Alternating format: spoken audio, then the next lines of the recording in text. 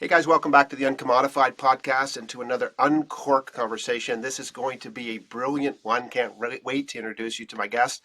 My guest today is Marilyn Gladu. Marilyn, welcome to the show. Hi, Tim. How are you?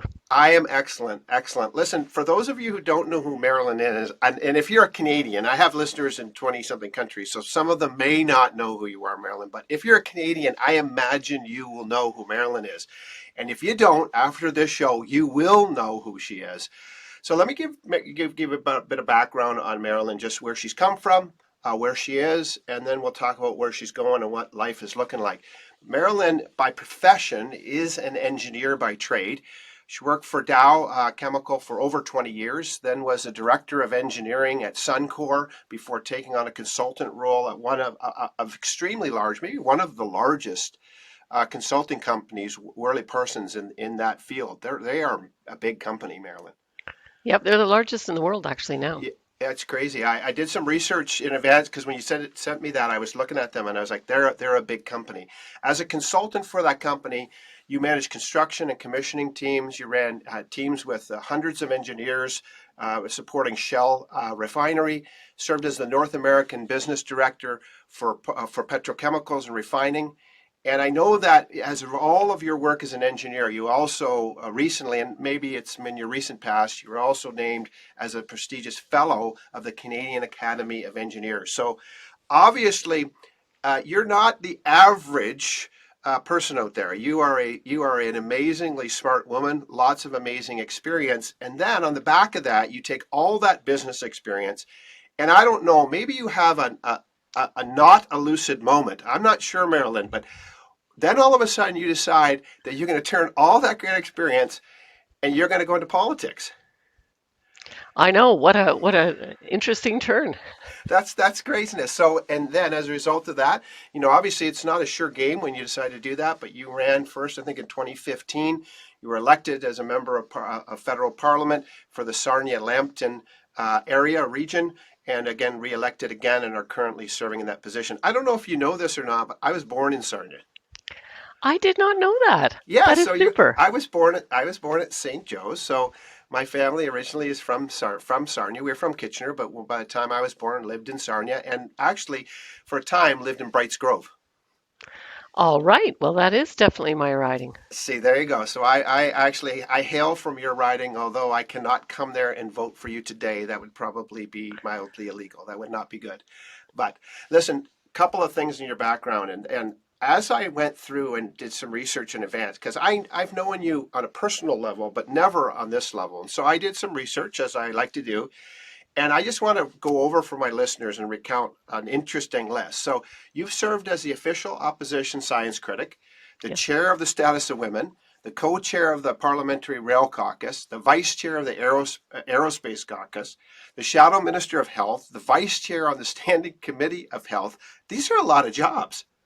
Wow, it's crazy. And then currently you're a member of the Conservative Party Shadow Cabinet, the Shadow Minister of Federal Development for Southern Ontario, Privy Council critic, and most impressively, twice you have received an award, the Maclean's Magazine Most Collegial Parliamentarian of the Year award, voted by your colleagues, which in essence everything else you've done, which is amazing. But to be given that honor by your colleagues, both friends and foes, that to me is an amazing thing. In the midst of all that, and that's a great accomplishment, your biggest accomplishment and proudest moment, I think, is you are the mom of two daughters as well. Indeed, that is You got a crowning life achievement. Wonderful girls. It's amazing. You got a lot going on. And so now, if that wasn't everything, in addition to this, I know this about Marilyn. She loves a good smoothie. In fact, I once made you a smoothie in my house when you stayed over for a weekend when you attended a conference in Kitchener. I got a question for you in front of my whole audience. Was it the best smoothie you've ever had, Marilyn? Absolutely. Absolutely, it was the best smoothie. Is that your political answer or is that the truth? You know what? I'm a politician, so I gotta. Fair I enough. say that to all the smoothie makers. But it was Ah, really a sweet thing for you to do. I gotta say. And then you were the thank you. first. You were the first to make me a smoothie, so you do have that honor. So I was the inaugural. You're but in the inaugural. and I can pretend I'm the best, which, by the way, I appreciate that. That makes my ego feel really good. So, as you know, Marilyn, all of these conversations are called uncork conversations. Sometimes I uncork a whiskey with my guests if it's nighttime. We're actually recording in the middle of the afternoon. So, although every once in a while I may have a whiskey in the middle of the afternoon, it's not a smoothie today. But we're going to just kick this off with a coffee. So, cheers to you. And to you. Thank you very much. Awesome. Well, listen, let's kick this off. As all good conversations do, they start off with some interesting questions. So, your background, you've got all this business background, consulting background, engineering background. Now you've got, for the last over 6 years now, almost 6 years now, you're in this political world. I've got a question about to start around leadership. Obviously, lots of great leadership positions in your past and in your present. When you look at leadership in business and politics, I'd like to ask you, so what are the differences and what are the similarities that you see in leading in these vastly different, or maybe they're not vastly different arenas? Well, I think there's some commonality. I mean, leadership skills like your interpersonal skills, your communication skills, budgeting skills, what I would call project management skills, doing tasks to schedule and keeping track, those are all the same. And I think having worked in global roles, like I was in charge of 254 plants around the world, you're working with very diverse people of different culture, different language, and I think all of those things are true as well in politics. So those are the things that are the same. What's different is you don't in politics it's all about influence. So in the business world, you actually, if you're the leader, you have some control over the people. You have, many of them working for you. But in politics, you're trying to influence. And in the midst of that, it's not just fact and evidence-based decision making. You've got the media in there spinning everything. So that's an impact that you don't have when you're working in private industry, for example. And then I think it's not always about the facts in politics. In business, you make your decisions based on the facts and what you know, but in politics, it's about perception, and that isn't always related to the facts. So those are some of the things I would say are the same and different. Interesting. Now, interesting, and thanks for highlighting that because I would never, you know what, I never would have thought about that in the same way. And to be honest, not because I don't live, under this microscope of the media. Nobody really cares what I do day to day, and they surely aren't hanging outside my house taking pictures.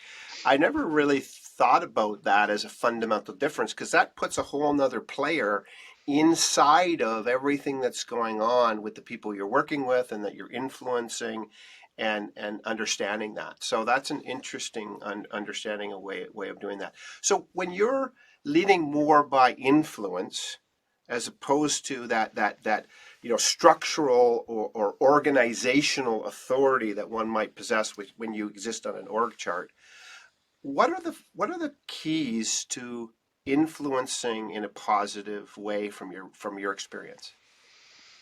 The first thing I would say is the relationship is important. That's why being the most collegial, matters. Because if you have those harmonious relationships, then people, first of all, are going to be willing to listen to what you have to say, and that is really key because you have to engage people. Ministers or people that you may want to influence, they're very busy. They've got a million things coming at them, and how are you going to make your issue um, concise? And parliamentarians are known for their many words. That is not going to be an effective way to influence when a minister has 2 seconds before they have to get to their next meeting. You have to be able to engage them, get your message across, and call for an action that says, I'm going to send you more information, and then let's set up a meeting and get that agreement. So that's kind of the way that influencing works. It also, once you set up a network, even in the media, then you have a way of getting your message out when you want a message to start percolating so that the public can reinforce, yes, we think this is the right direction. And that also will then influence others' opinions. So you really have a whole nother person inside that relation. It's almost there's this triangulation at all times going on in all of these conversations because you've got this other entity out there. And of course, when we say media, it's not homogeneously one media. There's that's a multifaceted arena in and of itself, which is sort of an interesting thing. I don't know if you're aware or not, but I had some interesting experiences over the years working with politicians in foreign countries. So for a number of years, through a charity I was involved with, I worked with government leaders in Mozambique and Zimbabwe, and I developed a leadership program where we were doing community development work in these countries, and the leaders in those, particularly in Mozambique, when I first started working there, they had not to in the distant future, they had come out of a civil war. Most of the leaders who were technically elected, which really probably doesn't mean they were elected if we all understand what I mean, their background actually was they were given their positions of power primarily because they were good soldiers in the Civil War. So they were really good at controlling crowd through aggression. They understood force as a leadership idea, but the idea of leading through influence wasn't something they understood. And when we first started doing community development work, we found it very difficult to work with these people. The people I was working with at the time actually found ourselves really complaining again about them and being against them. And I said, this isn't going to work. Let's take a different approach. And so I met with some of the local political leaders and said, look, here's what I do in Canada. I'm a leadership development consultant and coach.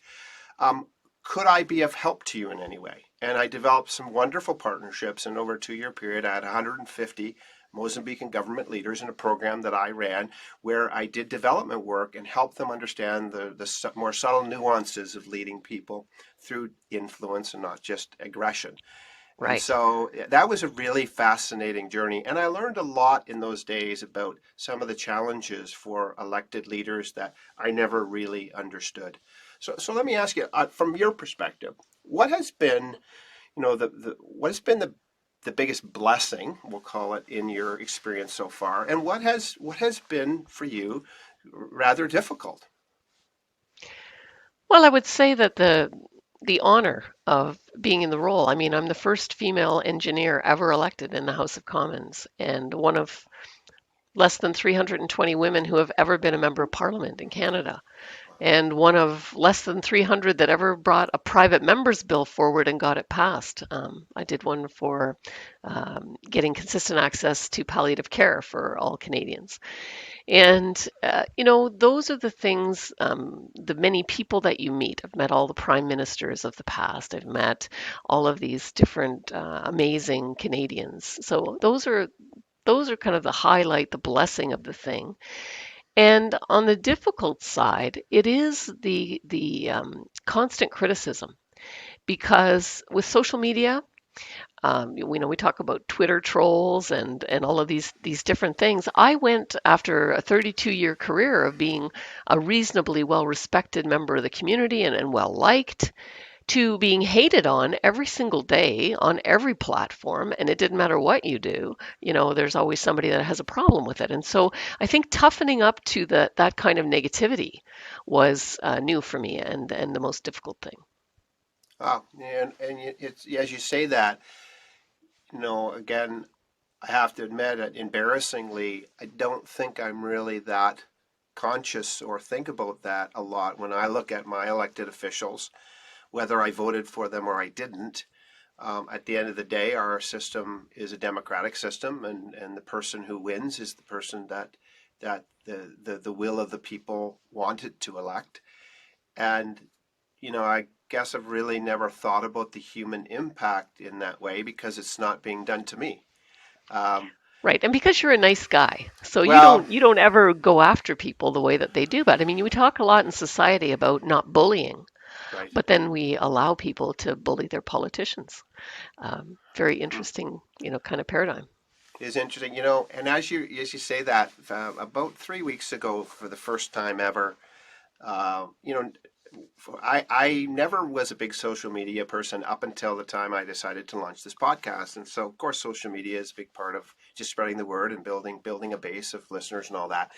And about 3 4 weeks ago, for the first time, I had somebody make an extremely rude comment about something I posted.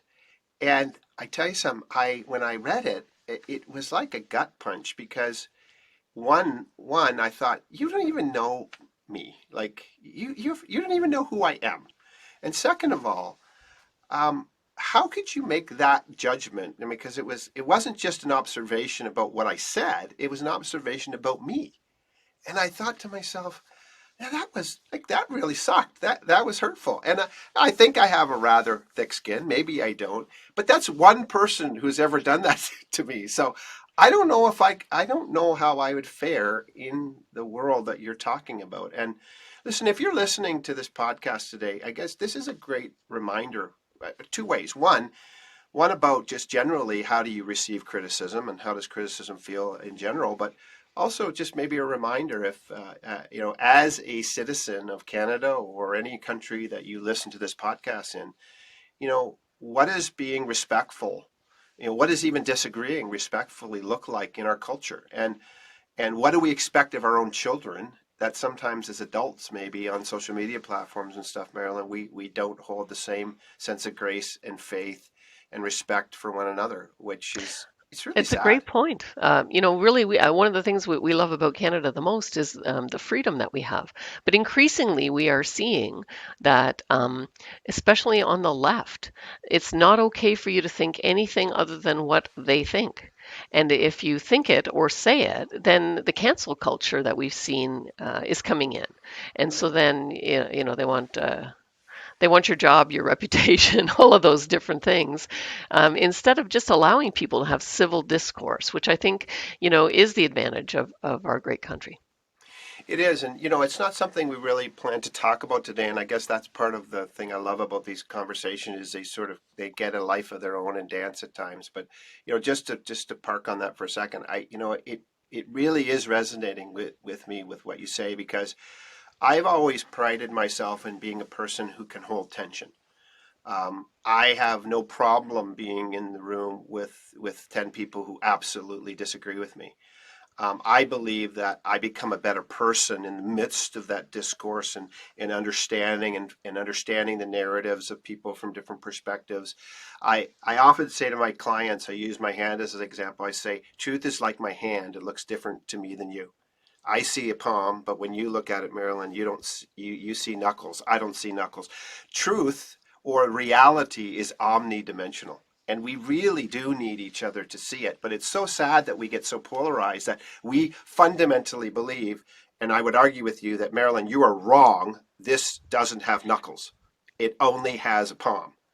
And maybe that's just part of it is how do we embrace that sense of discourse, which makes us stronger, better people, I think, in the end, but doing it in a way that is absolutely intrinsically respectful to the other human being who's who's in front of us, as opposed to just that title or that position, or again, you and I may not share the same political view, maybe not even the same political party affiliation, but can we walk together down a road that doesn't fundamentally fracture us is a really important question, probably for our culture and our time. Well, and I think there's an area where you can take something from your business background, where we're taught that if you want to put an effective team together, Yeah. you really have to value the diversity. By hearing different voices, you will get a better solution, and working together and appreciating those differences and respecting them is going to give you more productivity. So if we take that into the political sphere, the same should be true. And if we really value diversity, then we should be willing to hear you know v- views from all sides, views that are more extreme and less extreme, and still be able to work together collegially, if I could say. Mhm. Yeah, and again, this goes back to this amazing, when you think about it, the amazing, um, you know, affirmation of this for you in this award, or I don't know if it's award. I don't know really what you would call it, but that Outstanding Parliamentarian of the Year award. it's an award. So, You but get a this paperweight. and the reality is though is that out of all of and I did a little bit of research. Again, not a little bit of research can be dangerous, and there's lots of different awards that Maclean's identifies in that thing, and there's a lot. They're all wonderful and amazing, and obviously if anyone was selected for any of that, that's because they're quality individuals working hard on behalf of their constituents and on behalf of the country. But to be identified as the most collegial, that there's something for me that's intrinsically wonderful in that affirmation, because it is what we ought to be as Canadians at our most better selves, really. Yeah, and I think, to have people who are from different political parties, they're the ones that vote for this award. Right. That's why, for me, at the beginning when I first arrived, people said, well, you're nice now, but just wait, a few years in politics will fix that. So to be, in my sixth year now and having won this for the second time, does show that those skills, that ability to work harmoniously with people of diverging views is still there. And I think it's something that Canadians do value. And as a Canadian, I would say it's something I value as I get older. Maybe I value it more today than I would have in my 20s. I think as I've matured, and my wife would argue that maybe I haven't matured, but as I've matured as a human, as I've been matured as a person, I believe that I've come to a better balanced sense that I'm not always right. In fact, I may be wrong more than I'm right, which is painful, but maybe true. And I've also come to believe that, you know, I think I see the world in the sense that whatever I believe, I think is the center. And then everyone else falls right or left of me, and maybe not necessarily politically, but there's I'm a centrist in that where I am, I believe is the center. I don't believe I'm imbalanced. I believe I'm rather measured. But the reality is that's probably not true on many subjects in most days, and being open to the possibility that I need you, Marilyn, to help maintain the tension in that rope so that we can stay somehow somewhere in the middle of this thing, and not in the middle in a mundane way, but in the middle of a place of wonderful balance, is really an important thing in business and life, and obviously, I would assume, in politics. Oh, definitely. And I think that's a reason why the facts always help. Because, we may disagree in our opinions, but if we can look at the facts, that's a great place to start and say, okay, well, we agree that, these are the facts. And if you don't know all the facts, then you may change your viewpoint. So it's an opportunity as well to have that information exchange.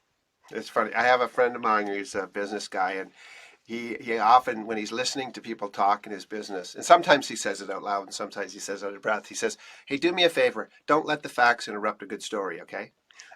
And and again, sometimes, unfortunately, we all do have a sense that we have our own facts, and that's a problem. So listen, let's park that for a second, and let's move the discussion here. So if you were advising leaders today, whether they're political leaders or whether they're business leaders, community leaders, family leaders, whatever, if you were advising leaders today, what would be your best advice from your experience to leaders, and for something that you would say, this is something you really have to understand as a leader and become great at to be as effective as possible?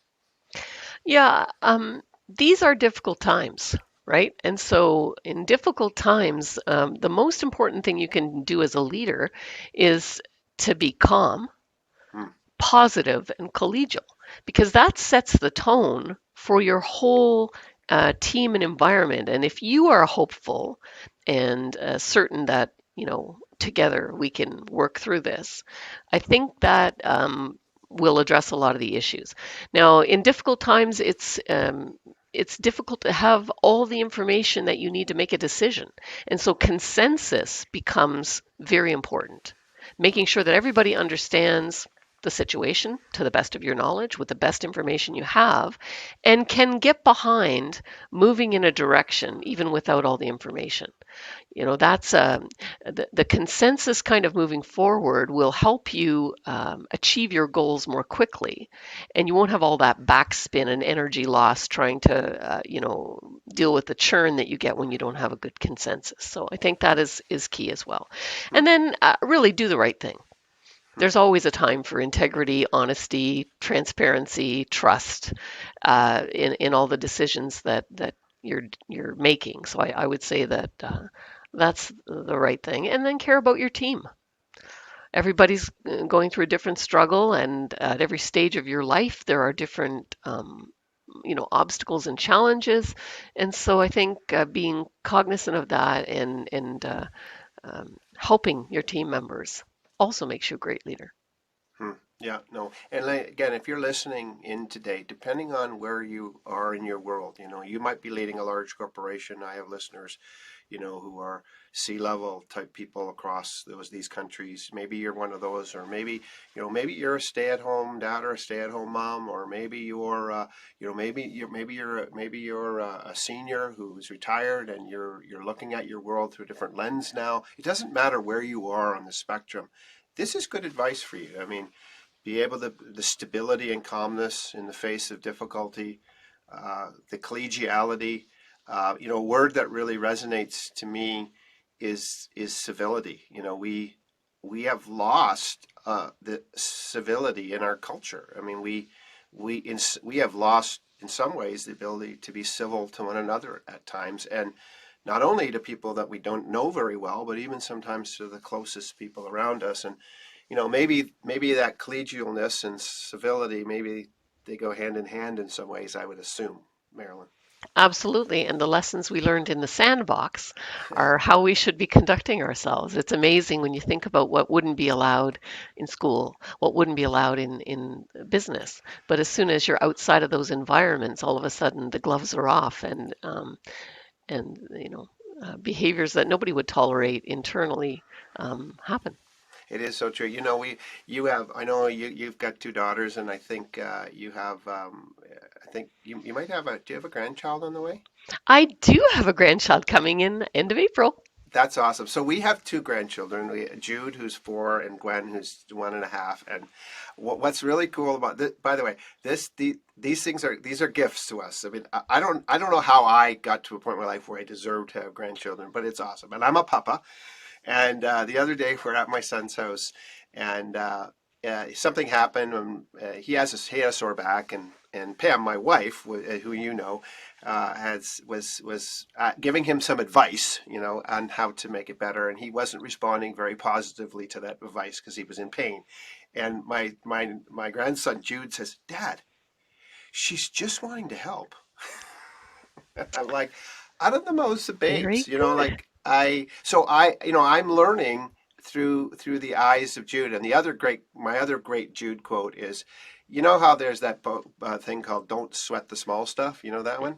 Yep. Well, the other day something happened. I don't know. I was losing my shit about something I shouldn't have been, and Jude says to me, "Papa, don't smell the small stuff." I said, Yes, very I, good I advice. said, thank you, Jude. So, maybe what you guys need is maybe I need to bring Jude up to the hill one day. And maybe Jude needs to help you guys figure out how to get along better. Well, you know what? I think that if we kept our mind on the future generations, that's why Hmm. we're there, right? Try to make the country better, try to preserve something for those grandchildren that are growing up that might keep us focused on the task. Yeah. Let me ask you, and so when you had that initial spark, like one day, did you like you're a very successful business professional. You are working globally. You probably don't need all the hassle that you've invited into your life. You could have had your life a lot more convenient in lots of ways, I'm sure. Um, like seriously, did your brains fall out? Like, how do you wake up one day and go, you know what? I think I'm going to do that thing. I just like that the moment that sparks in your mind. Uh, how does that happen? Even. Well, I would say that, this built up over a while. When I was traveling globally to all of these places that Dow Chemical built companies, they weren't some nice, but some not so nice. And I would come back to Canada and think, wow, we really have the best country in the world. This place is great. But I felt that the politicians that we had really either didn't know how to create growth and opportunity and good environments, that maybe they didn't have private successful careers before they got into politics and they didn't know what to do, or maybe they'd lost their initiative or whatever. So I thought, well, I could just sit back and complain about it, which is kind of the Canadian way. But I thought, well, I might be able to get involved.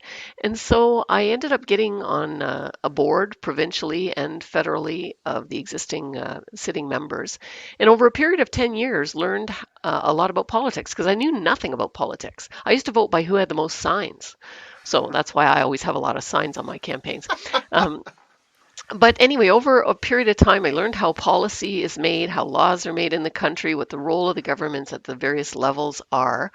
And then the sitting member decided to retire, and I was her president. It was my job to find a candidate to replace. And as I looked around, the people that presented were very nice, but we had 20% unemployment among the youth in Sarnia, 9% unemployment overall. Huge issues where the petrochemical industry was definitely going to be under attack. You could see as climate change issues persisted and people wanted to move away from fossil fuels, that was going to be an issue.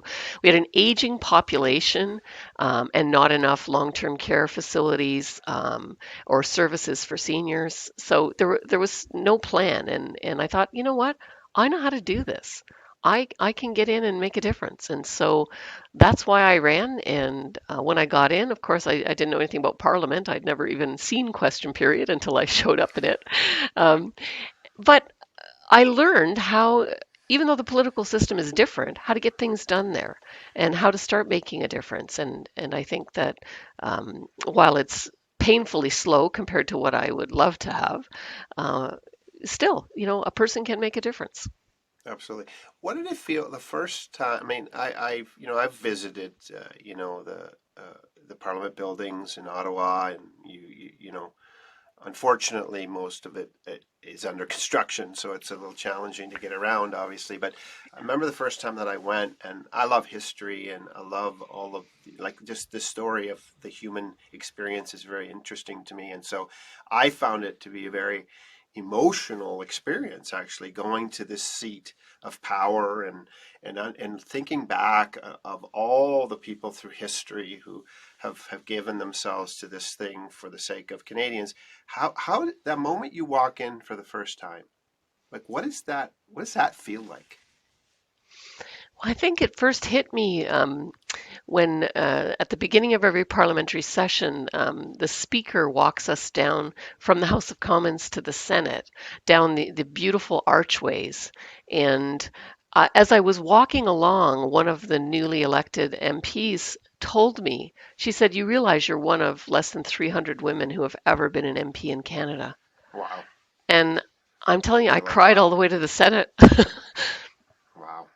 That's Yeah. amazing. That's amazing. So Marilyn, we're going to begin to sort of bring this plane in for a landing, but I'm going to, before I ask you a couple questions to finish, first of all, again, I want to thank you for your time. It's a gift to me. I'm going to make a confession to you and to my listeners. So I have grown fundamentally disillusioned with a lot of things in my life. And one of the things I've grown disillusioned with in my mid 50s is a sense that my vote matters. And I'm going to make a confession that I'm not fundamentally proud of, but I'm going to just be honest. So you've inspired me in the conversation today in a way that I didn't expect that I would be, by the way. And that is, the last two elections I haven't voted. I've just said, you know what? I don't think my voice really matters. I'll go about my business. I'll do my thing. I'll pay my taxes. I'll go carve out what I'm going to do. But really, in the grand scheme of things, does my little, ballot in the box really, really matter in the end? And I just said, no, I don't think so. And so I haven't voted. And as we talk today, you are reminding me both of the opportunity and the obligation uh, that that's not a wise choice. Well, and I Uh, think, as I said, one person can make a difference, and you may not feel that your ballot makes a difference, but you know what? What you say in the discussions leading up to that vote to other people, that does have a difference. It affects their viewpoints. It shares information, and if we together care about the country, then the country will become a better place.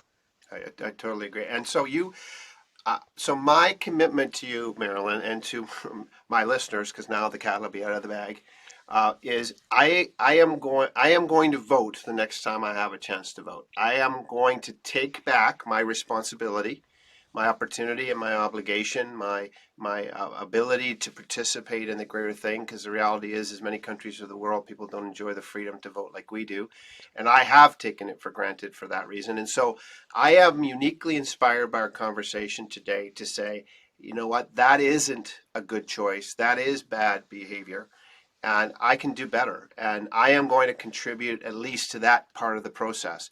I don't think I'm going to run for politics. I'm not as brave as you. I don't think I've got as much chutzpah as you do, my friend. One So step at a time. one step at a time, but maybe baby steps, baby steps. But listen, uniquely inspiring conversation, Marilyn, and so glad we could do it today. So I've got a question as we finish up. As you know, my podcast is called the Uncommodified Podcast. This isn't CBC, it's not Maclean's, it's not big media. It's this thing called the Uncommodified Podcast. And this is an idea that I've been really sort of brailing out for 15 plus years as I've worked with businesses primarily. Since 2004, I've worked and consulted with businesses that primarily transact in commodities. And I began to ask myself, how do you take a commodity environment and how do you change the value proposition? And I came to this idea that you do it by uncommodifying the experience around it.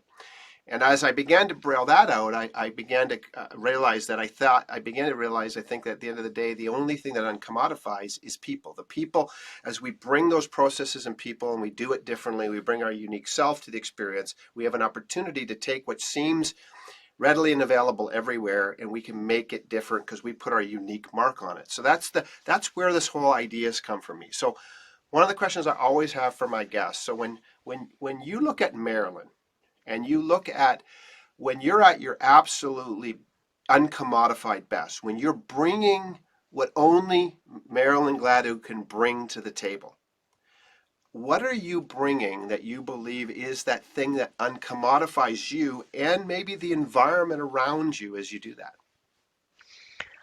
I think I'm saying something that matters, that everyone is thinking, but people are afraid to say. And I'm making a difference. I'm saying it with humor, usually, but in a clear way. And that message then gets picked up by others, and then you start to see people coming and feeling comfortable to say that message, and then change happens. You know what? Well said. And I really fundamentally would say, yeah, if you're doing that, you are the uncommodified person in the room, and you are standing up and standing out in a unique way, which is powerful. So as we finish up, I'm going to give you an opportunity to encourage and challenge my listeners. Uh, Anything that is on your mind, your heart these days, based on your life and where you are at, I'll give you an opportunity just to encourage and challenge the listeners, and then I'll wrap things up. All right. Well, I think, for people that are leaders, I have an acronym. I talk about vast opportunities. And the V is for having a vision, knowing where you want to lead people to. And the A is for alignment, that consensus building of making sure everybody wants to go where you're leading. And then the S is for strategy of how you're going to get there. And the T is for team, caring about your team and building that harmony. So I would say there's vast opportunities out there, and I would encourage people to go get them. Excellent. Thank you very much. So listen, thanks again for listening in today. I appreciate you giving us the gift of your time, something you won't get back after you give it to us. And so it is a precious investment. I appreciate it. I know Marilyn does. And so as we finish up, here's what I'd like to say to you. As you distill all this and think about this conversation in your own life, get it out of your head and into the real world by asking yourself some questions about what you've heard, and ask, what does it mean for you in your world? And as you do, as you think about those questions and you start to activate those ideas, because that's the really important thing in the end of the day, do me a favor, email me at tim@theuncomodified.com or connect with me on social media and let Marilyn and I know how you're uncorking all this into your real life, how you're taking up your responsibility wherever you are and applying these things into your everyday world. Thanks for listening and have a great day.